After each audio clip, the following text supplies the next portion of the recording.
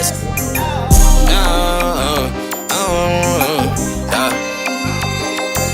tell me no, I boss up with dog, I'm flexing on them. No talk about it, be about it, yeah, I'm betting on me.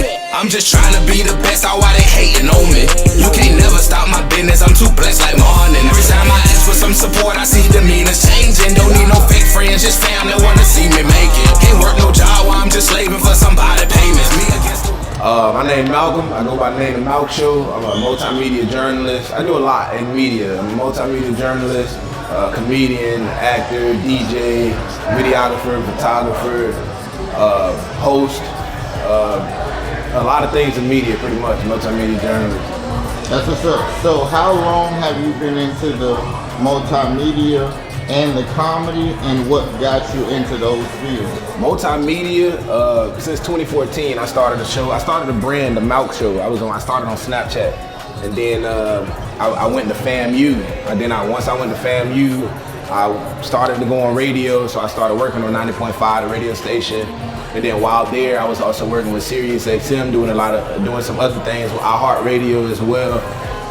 So I was working in a lot of radio stations, and then I went and graduated, worked for X123 for a little bit, but then decided to continue to just focus on my own business, focus on my own brand, travel on my own means, so I don't have to worry about nobody creating those narratives in their stories, but build this platform so people can be able to tell their own story. Now we're at the New Faces show, but we're about to switch it up to a new show. Let's give a warm welcome to the Malc Show! Big bang, take little bang. Big bang, take little bang. Big bang, take little bang. Big bang, take little bang. Big bang, take little bang. Big bang, take little bang. Big bang, take little bang. Big bang, take little bang. Big bang, take little bang. Big bang, take little bang. Yeah. Big bang, take little bang. Big bang. It's Black History Month. Yeah, it's a nigga in here tonight. Yeah. Hey, check me out though. I'm talking about billion-dollar industries, investing in private prisons. I'm talking about Bill Gates and the rest of the clan, he killing on niggas. I'm talking extortion of black kids out in Africa, they play the victim. Population control is what I'm talking about, controlled by the rich and the famous. Do you know about genocide, killing large group of people based off their ethnicity? Do you know about testing the vaccine, the cure for the sickness and illnesses? What about religion, control the slave, they should work when they're supposed to be free.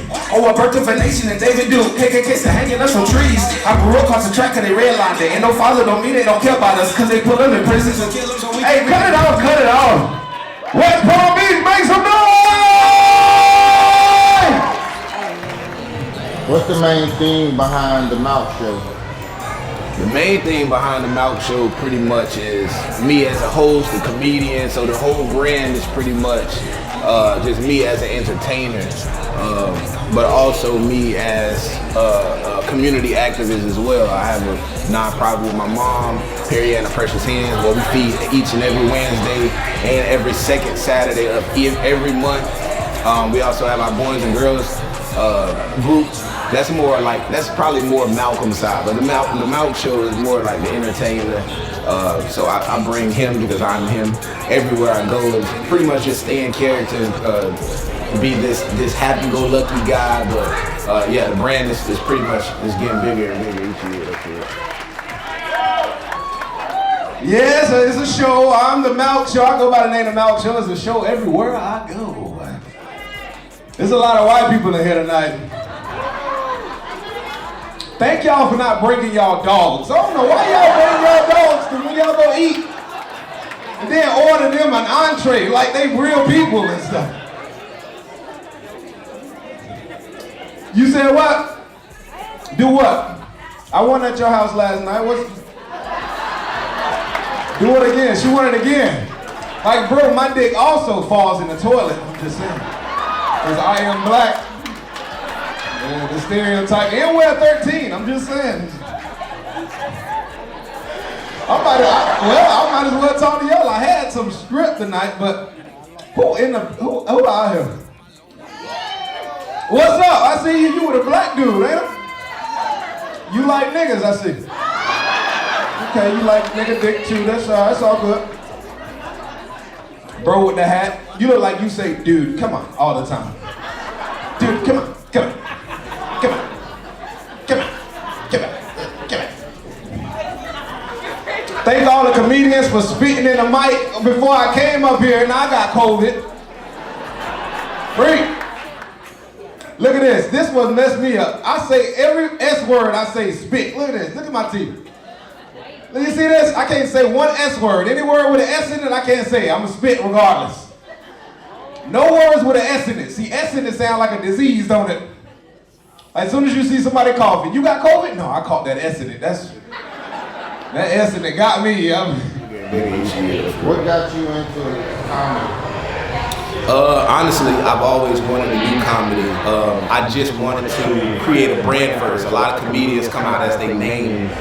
You see a lot of comedians that come out as their full name. I didn't want to come out as Malcolm or something. I wanted to create a brand first and come out as the Malc Show. So I started hosting first, get familiar with the stage and everything like that, which came really like to me. You know, I have to thank God, you know, for blessing me with the gift of just being able to talk to crowds and just being able to be on stage. And then 2020, God spoke to me and said, all right, this is the time. You gotta step on stage, get on stage, you're finna start doing this comedy thing. And that's what I did. I started with Lockhart District. My first show I did with Lockhart District. They had a fashion show and they was able to feature me, and I did 50 minutes on stage. I did pretty much a whole special because my idea is every comedian do 5 minutes in stand-up, but they lead up to having a 50-minute to an hour show. So I started off the hard way, try to do that hour, and then I could get on stage and do 5 minutes easy. How did your first audience respond to you through your first show? How did it feel? I was very nervous, and I'm always nervous. I'm nervous every show. But one person, my cousin, told me, when you're nervous, you're pretty much humble, which kind of calmed things down for me because I know I'm always worked up trying to just be the best version of myself. And I also had to be the best you shirts, which, you know, I push that as well with apparel. But the crowd responded great. You know, actually, I did really well. I was first time on stage, but like I said, I was already familiar with the stage and familiar with being on stage, talking to people. My first ever time hosting was an event we did with me and my brothers, and we had Iceberg come out. That was my first event ever, my first event hosting.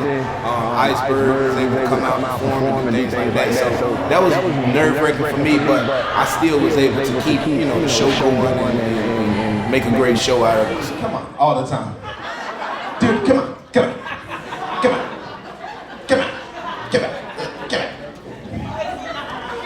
Thank all the comedians for spitting in the mic before I came up here and I got COVID. Freak. Look at this. This one messed me up. I say every S word I say spit. Look at this. Look at my teeth.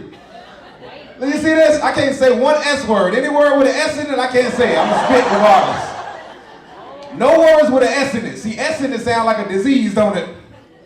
Like, as soon as you see somebody coughing, you got COVID? No, I caught that S in it. That S in it got me.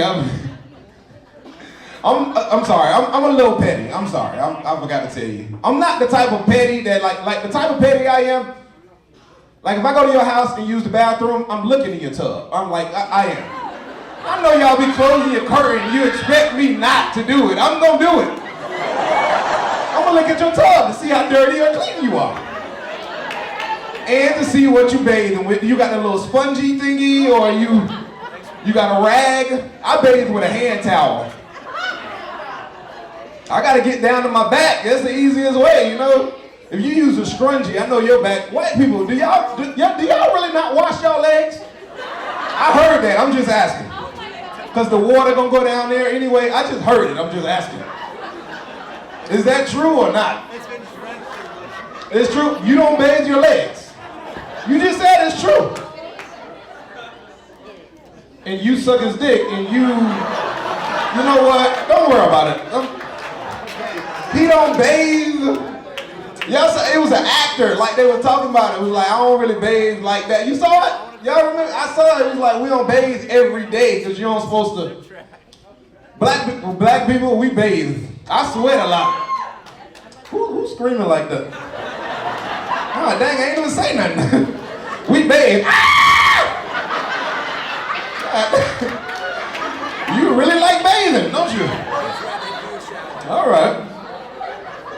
Okay. Who else we got in here? What's up, Connor, Chad?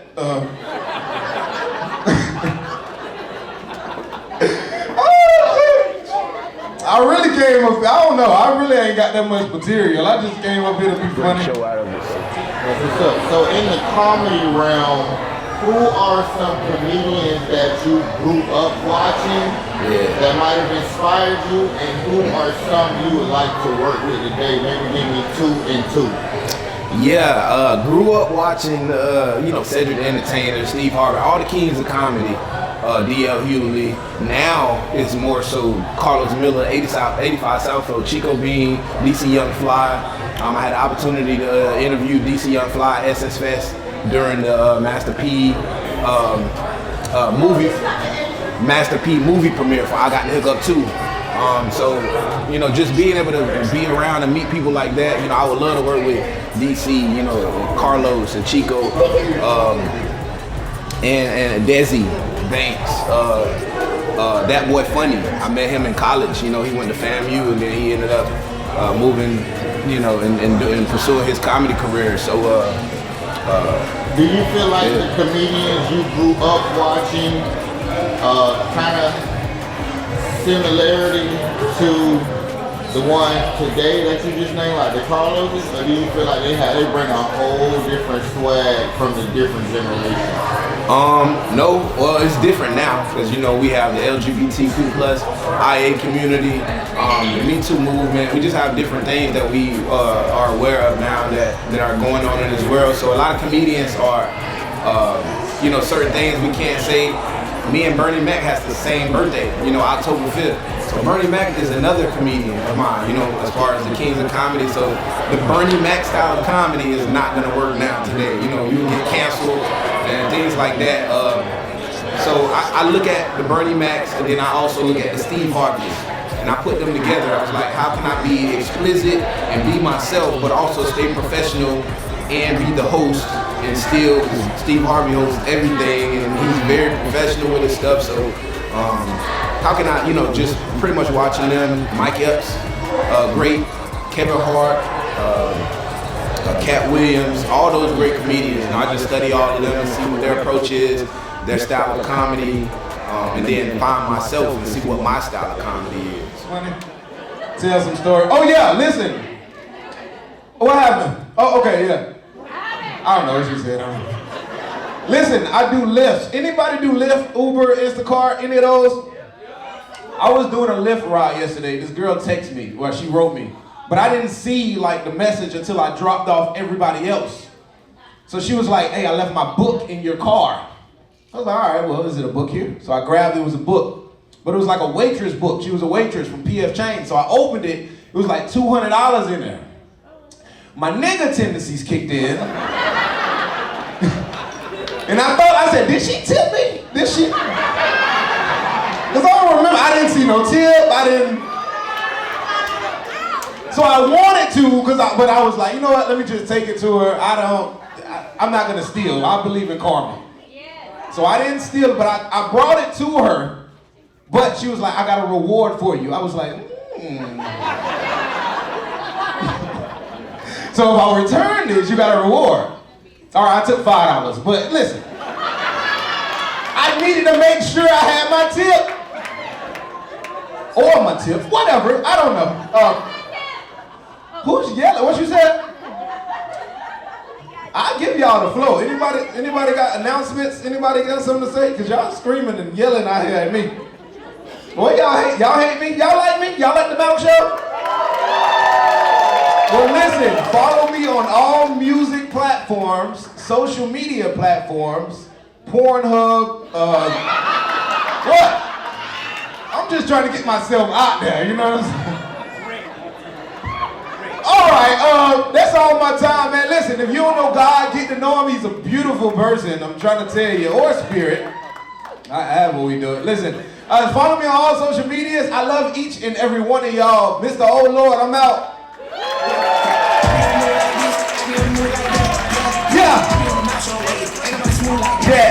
Yeah. I must got you sick. You can't stand how I'm rolling hard. Sure hit it like crack. They be on it like me. Comedian and also in the entertainment business, Do you feel like the internet with social media made it easier for you to pretty much get made or get on, per se?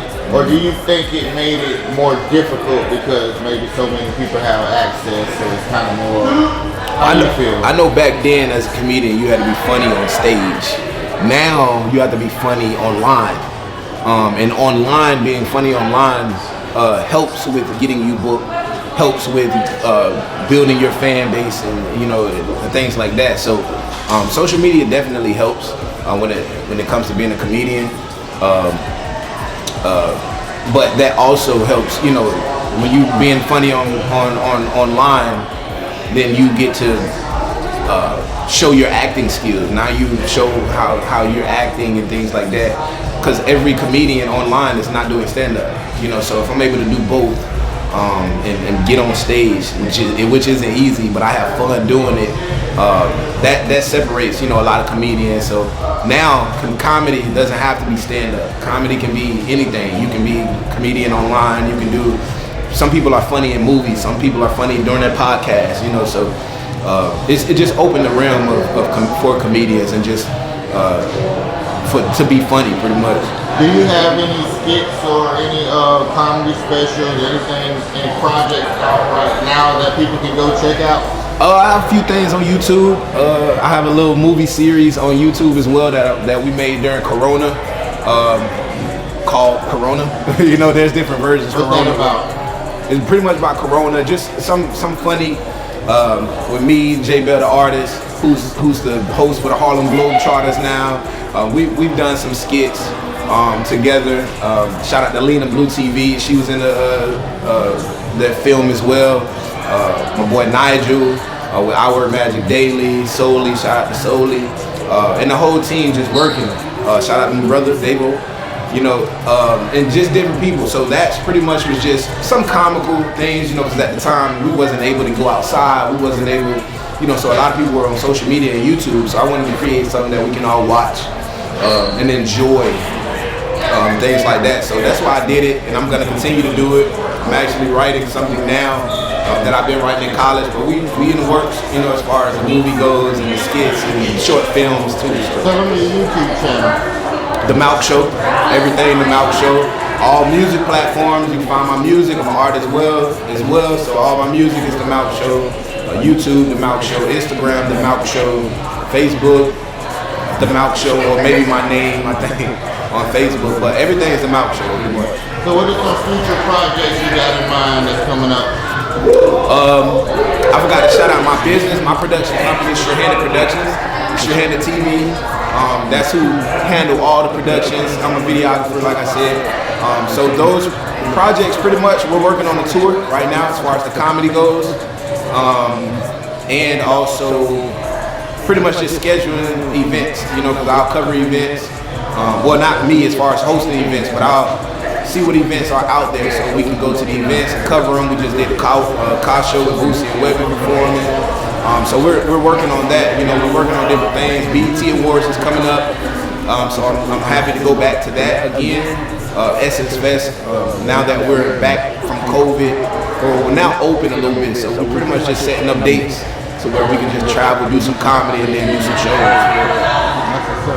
So one more question: what do you feel like the most challenging aspect of the comedy field and the entertainment altogether?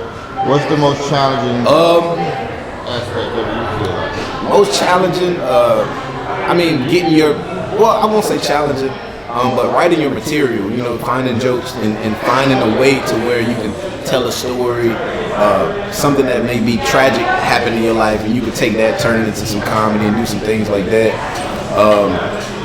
And just building yourself, having people come out to your shows, that's the hardest part. You know, having people believe in you, you know, having people, a lot of people know I'm funny, but a lot of people are, they may not come out to the shows to watch and see how I am on stage. They just support from afar and things like that. So just getting people to believe in your vision, get people to follow you with your vision, that's mainly the hard parts. The easy part is execution, as long as you do what you're supposed to do and keep God first. Yeah, I fast all the time. I fast when it comes to shows. Before I do shows, I pray. I fast just to make sure I'm in line with God and what He has for me. So that's one thing. You know, you just have to stay focused on and just make sure that anything you're doing, I don't care if you're making a rap song that involves guns. It doesn't matter. You know, anything that I do, I pray and make sure that whatever I do is, you know, it's all in line with God. So. That's pretty it. That's what's up. So tell the people where they can find you on social media and where they can find your brand and your clothing and stuff like that. Oh yeah, so the Malc show, I got my own carpet. You can see my face. That looks like me a little bit. Shout out to Tugs Rugs. This is a business by my nephew actually. He's booming. He went viral one time and it was going crazy. So shout out to them, the Tugs Rugs. You can find me at the Malc Show, everything the Malc Show. Everything the Malc Show. Or Malcolm Summons, if you're looking for the political side, you know, you'll have a couple news stories, you know, things with me on the news, doing some community work, but yeah, that's pretty much it.